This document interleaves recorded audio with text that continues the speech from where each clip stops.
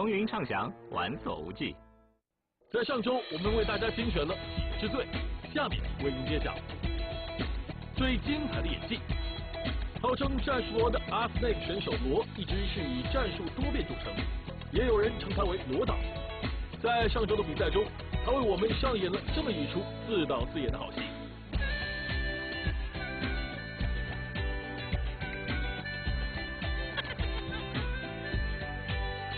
最郁闷的突袭，在逆风劣势的时候，如果能够抢到对面的肉身，那绝对是神来之笔。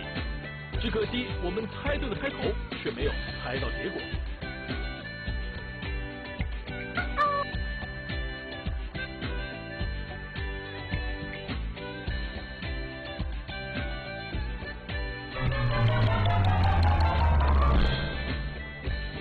最倒霉的回射，一般来说，有那个技能的英雄总是能够在战场上来去自如，在先手之后，往往能够全身而退，回到对手身边。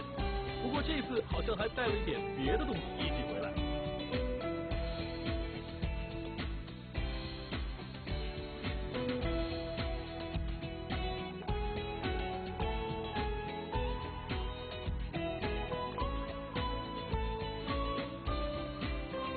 最悲情的告别，国浪在本次 DSL 的比赛中的确让人失望，他们自己也承受着巨大的压力。希望他们能够重新调整好自己，再次让我们看到那个熟悉的战队。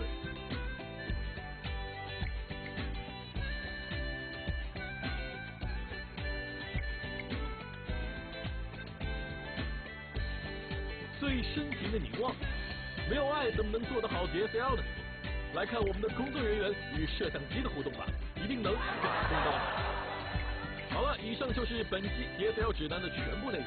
接下来，还请继续欣赏选手们的精彩表演，下期再见。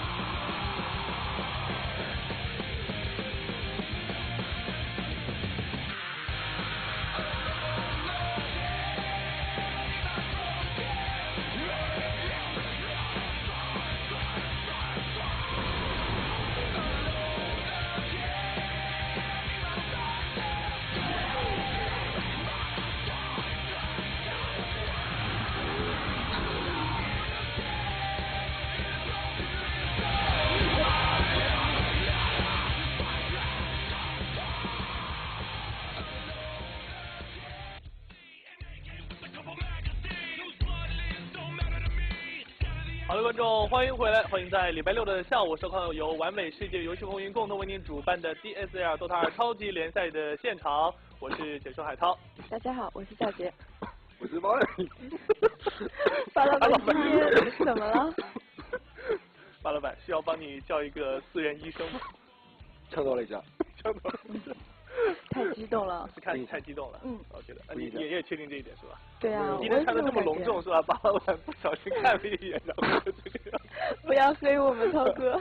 好了，那欢迎大家收看我们今天下午的这场比赛啊！今天下午的比赛呢是2支非常重要的战队啊，这个是 B 组当中我觉得5支战队都非常重要，然后呢每场比赛都有可能关系到他们能不能出现，尤其对于 Running Star 来说，他们之前是1胜1负，然后胜都是那个不好意思，然后付给了 DK 是吧？然后 DK 这场比赛应该说就是 DK 现在的形势比较的良好，然后 Orange 的形势也比较良好，但是 Orange 如果输了这一场的话，我觉得这个 B 组的形势就特别的扑朔迷离，是吧？他们现在稍微劣势一点的是 Red Snake 战队，是吧？然后这个 DK 战队2胜0负 ，Orange 战队1胜0负，是吧？然后我们应该是这一场比赛，刚才跟 Running Star 的队员聊了一下，就决定了他们后面怎么打。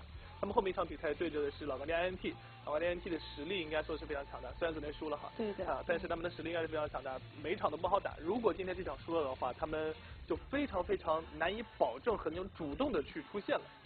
那么欢迎大家在收看我们 DSL 联赛比赛的同时，也到我们的合作媒体上面去观看 DSL 联赛的消息，也可以来到我们的官方论坛 gamefy.cn 来跟我们进行直播的互动讨论。在今天的直播互动讨论帖当中呢，我们会在晚上的直播结束之前，然后抽出5个幸运的水友，然后送出DOTA 2的国服激活码，以及再抽出2位，分别送出职联赛2002年度第2赛季的珍藏限量版帽子和围巾。那么大家在收看我们比赛的同时，也可以登录到 DSL 联赛的官网 dsl.gamefy.cn， 那么也是可以收看到我们今天2位明星选手，一位是 Orange 战队的牧师啊，另外一方面是来自于 Running Star 战队的小兔几，他们的 carry 选手，他们2位的第一视角啊，在 dsl.gamefy.cn。那接下来我们先来看一下 B 组这个小组的积分情况。B 组现在 DK 2胜0负74分，老干爹 INT 3战1胜2负啊，其实他们现在的形势也不是特别的乐观。B 组本来就是大家实力都差不多，所以说会打得很血腥。是，然后 Red Snake 战队是0胜2负，但是他们积了这个2分，情况还可以。来看一下双方的这个实力对比情况，差不太多。没有高一点好吗？那个大局观高了1点，对吧？整体来说的话，我觉得24这支战队，你看他们非常均衡，是吧？非常的均衡。那教父给出这个评论，是不是觉得24的胜命要比 Orange 高呢？其实这个实力是一方面，然后取得的大赛成绩又是另外一方面。对。因为有很多的战队，我们知道他的实力并不差，但是在比赛当中有的时候未必能有很好的发挥。现在 Running Star 战队应该是急需一个冠军来证明自己这个战队，对吧？对的，对这样的新的战队，对他们非常重要。老选手，然后新战队非常需要成绩，然后来体现出自己的确实还是比较强势的。对。好，接下来我们来看一下2边选手的个人资料。好，这边的话是小兔几，也是Star 的一个开瑞的使用者。是。王章。他的 KDA 最近使用的话是幽鬼、Doom 还有龙骑士。Doom 的这个 carry 位其实也是比较容易被人忽视的。对。然后呢，这边是Star 这边的 L，阴雨萧，他的场均击杀3.6，场均助攻7.8，场均死亡4.4，KDA 是2.6，最近经常使用的有 DK、QP 和小强。他也是 Running Star 的中单使用者。对。以前最擅长的就是 QP， 他的 QP 给人的印象非常的深刻，还有他贴，哎呦，这个 XBD。其实这是Star 这支战队当中我最喜欢的一个选手刘思龙，差弟弟。别看他胖，但他性格其实特别好。对。每次呢开玩笑叫他死胖，他都不会介意。是的，他的性格特别开朗。对。然后他的场均击杀3.8。3.8。对，3.8。sorry。那这边是阿斯达斯的 Morphe 荣耀，场均击杀2.2，场均助攻7.4，场均死亡4，KDA 是2.4。最近经常使用有赌狗、死灵龙和 Lina。4、5号位的使用者，对， Morphe 也是一个老选手对吧？对的。好，这边是阿斯达斯的 Super， 大名叫苏鹏，场均击杀2.2，场均助攻9，场均死亡是5，KDA 是2.2。经常使用的是双头龙、光法和死灵龙。Super 也是一个非常辅助位是吧？对，他是辅助位，然后 Super 也是我非常喜欢的一位选手。不是说他打的多么的惊世骇俗的操作啊，或者怎样的，就是他的性格非常的好，他性格非常的温和。然后是一个很适合当队长的一个人，当然事实上他在人大也是担任队长的这一个位置啊。然后你没发现吗？每一次镜头对着他，他都傻笑，就是性格很好。对我其实经常认为啊，就是说你一个队伍啊，就你这个选手强不强，性格非常非常的重要。非常有亲和力是吧？是的，非常亲和力。其实是牧师蔡怡峰，是的。看看 KDA 就知道了，昨天他的数据刷得非常好。昨天他是场均击杀5，场均助攻12，场均死亡很少。然后 KDA 就是直接是变成了10.2。是的。这边最近使用的话是风行黑鸟加上 Park。非常厉害，这好像是目前为止看到 KDA 最高的了吧？目前你看到的是我们全场最高的。对呀。但是之前应该其他的战队还有更高的。还有邱崇新 ，sorry， 4.7的场均击杀，11.7的场均助攻。2的场均死亡，所以他的 KDA 也高，不过他们也都是打了第一场比赛，所以说后面还要数据不是很准确。对，样本数太少。对。所谓的 KDA 可能有些朋友还不知道，就是你的杀人数加上你的助攻数除以你的死亡数。KYXY 现在也是成为了Orange里面的一个 carry。是。还有牧师的话也是打中单了，然后他这边的话是 KYXY 去打 carry，然后最近使用的话也是Luna， 然后飞机还有那个混沌骑士。我发现最近他们是这2个选手，牧师和 QXY， 然后他们的位置根据英雄来进行互换，谁中单谁优单或者是优势路宝都不一样。这是 Orange 的队长 X 陈赞良，场均击杀7，他场均击杀很高啊，就是因为他使用死灵飞龙这个英雄。你发现没有？就是说他用维赛局用的很好是吗？昨天他的维赛局9杀0死。对。哇。对，然后场均助攻7.7，场均死亡1。KDA 有点恐怖啊。昨天他就第一场死了3次吧，然后后面2场都没死，所以说他的这个 KDA 也是非常的高啊。真的太厉害了。是的。刚才看到一个10点几的对吗？现在看到一个14点几。好，这是他们的辅助位 Net 林伟斌。1.7的场均击杀，11.3的场均助攻，以及6.3的场均死亡 ，KDA 2.1。最近使用的位置是 SK 和小精灵。说实话，昨天他的小精灵给我们的感觉好像一般般哈。对。就是他自己在赛后的采访也说了，就是他们这个体系事实上没有经过太多的训练就拿出来用了，所以说昨天算是比较惨负吧，我觉得第一场，由于他这一个点没有打出来，所以输得很可惜，这是我认为惨的地方。那我相信他们今天Orange这边的话，肯定不会。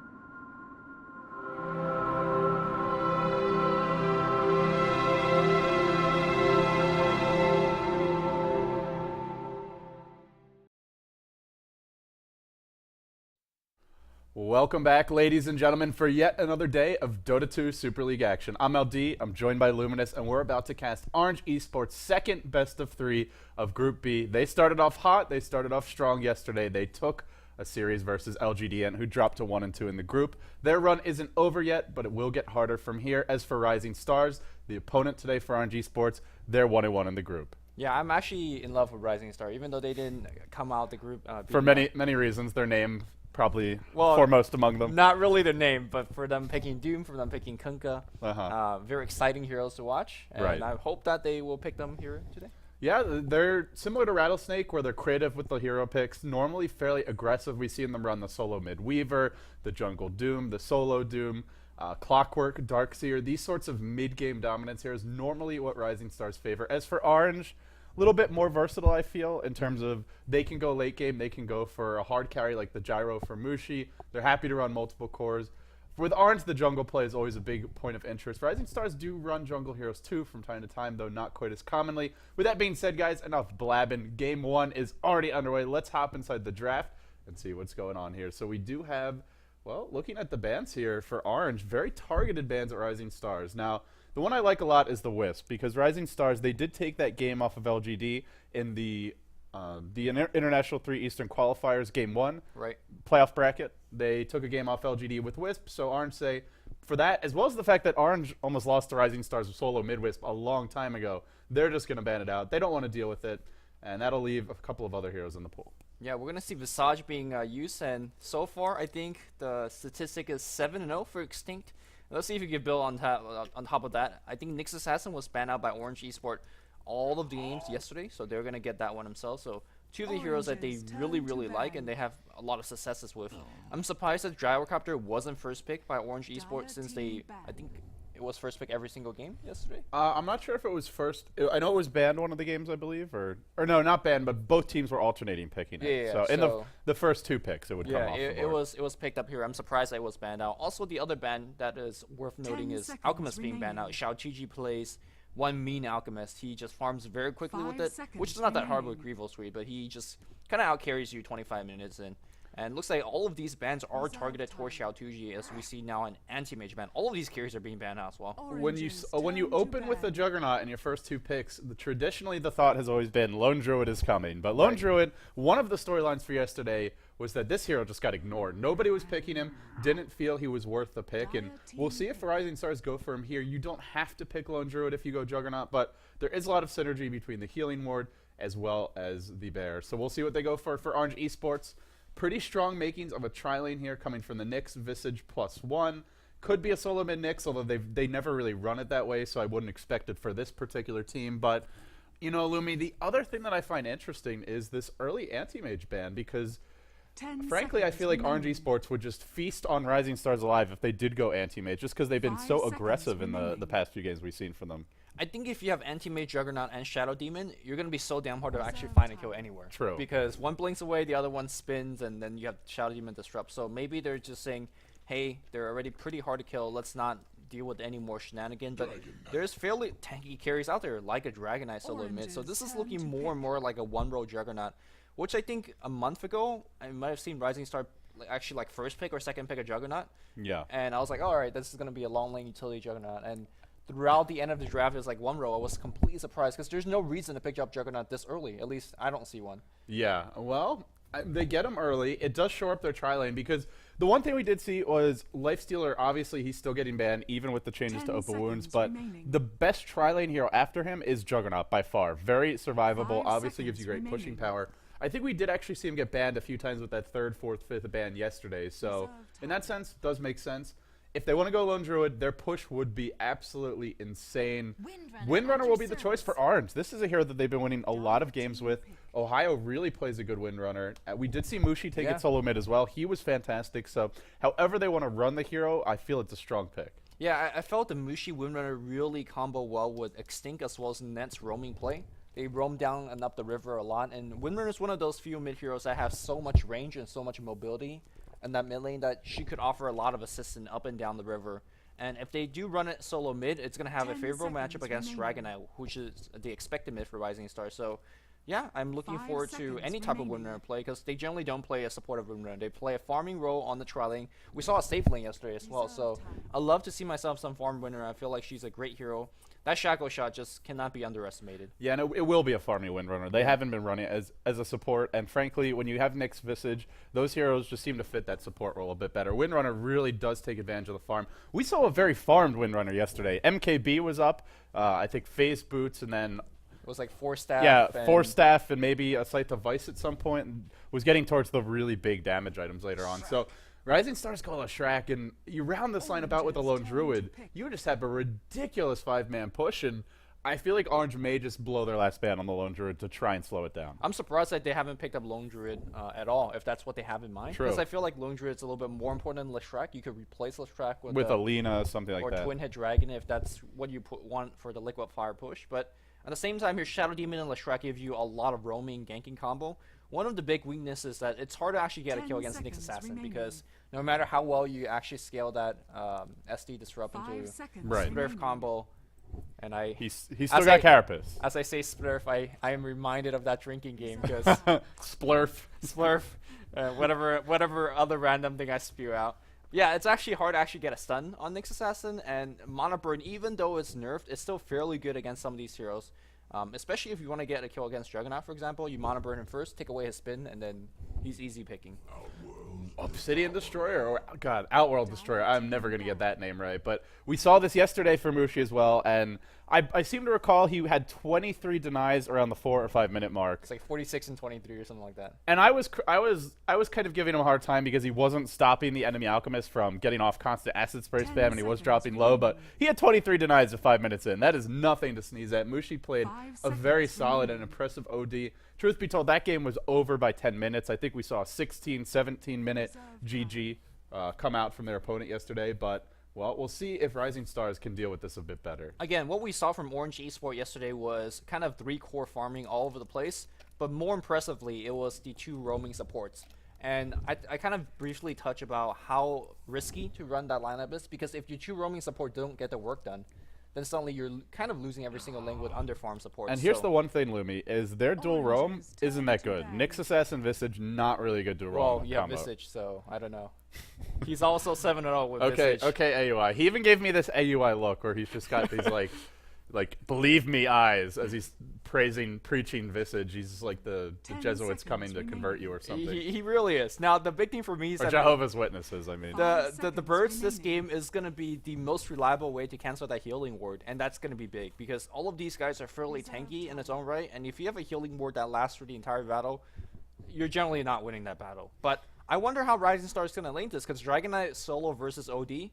Dragon Knight's going to lose that one badly. Like, I just don't see DK even having a chance in that lane. I mean, I think it's you look at the matchup and you say, we know OD's going to dominate this lane. We'll make up for it elsewhere. Because what other choice do they have? He's not going to be that strong in the tri-lane. He's not going to be that strong solo safe lane against something like a Windrunner. She can easily dominate a 1v1.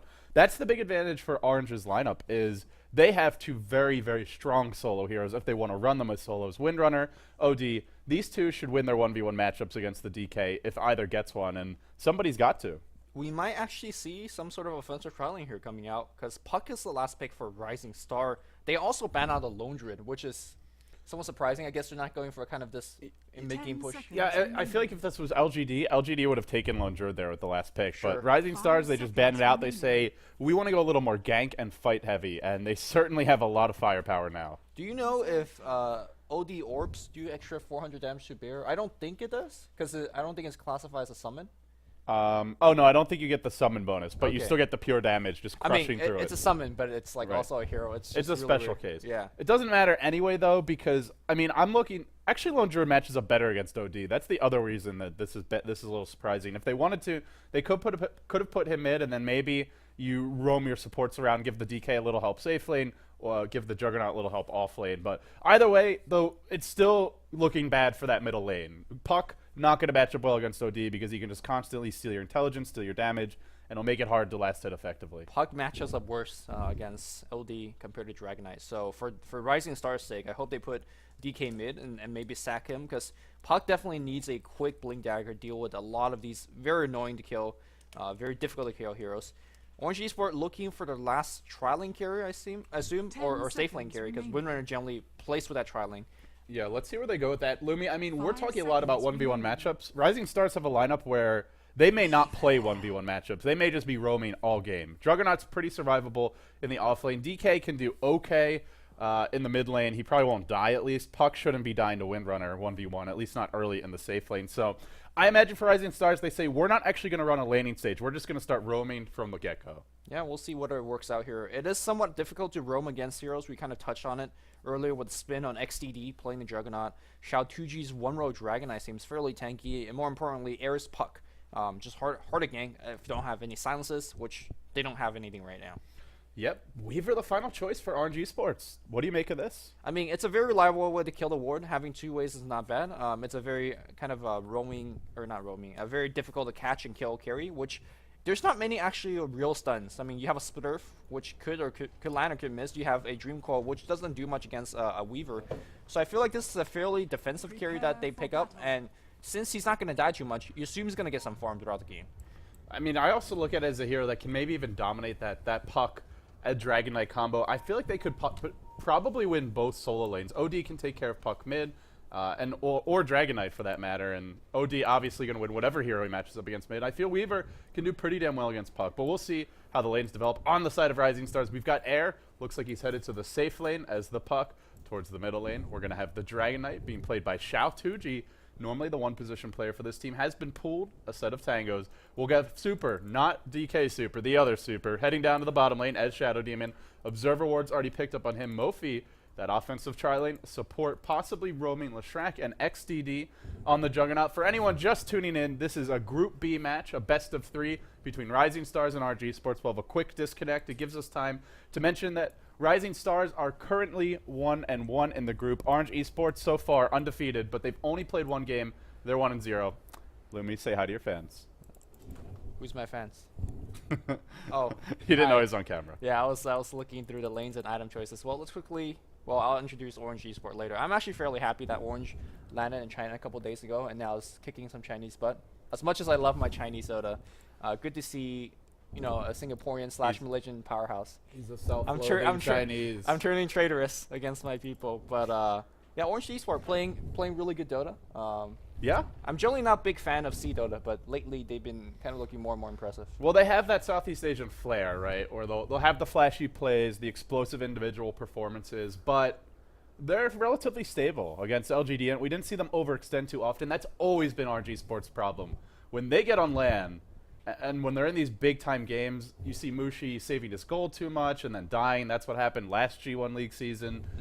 Just overextensions at moments where they'll get ahead early and then they just can't close the deal. But haven't really seen that from